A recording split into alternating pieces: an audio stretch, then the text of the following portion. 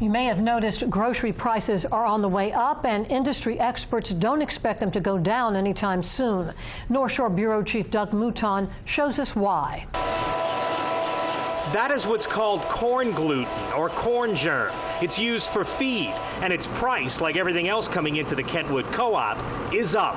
In the last year and a half, we've seen grain prices on some of these commodities go, triple in price. Bubba Huckabee points to several reasons for the drastically higher prices. The drought, especially in Texas and the Southwest, but also higher gas prices and insurance, a weak American dollar, and maybe the most important factor, a significant chunk of America's corn crop is now used to make ethanol.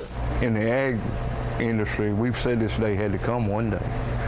That, sooner or later this thing was going to affect the price of food in the stores, and I think we're starting to see that.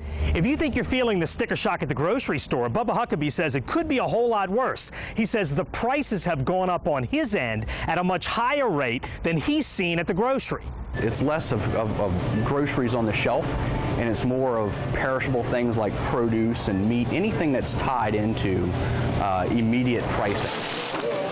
Adam Equistape says the price his family-owned grocery pays for beef especially has been on a steady rise. Generally, it takes at least a few months for higher grain prices to translate into higher grocery prices. But that is now happening everywhere. And Adam Equistape says it is not a good thing for grocers. It's not that grocery stores are making any more money than they were just because the prices are higher.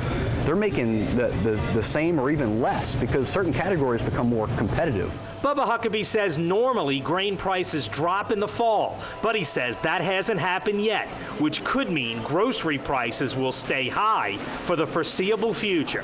Doug Mouton, Channel 4 Eyewitness News.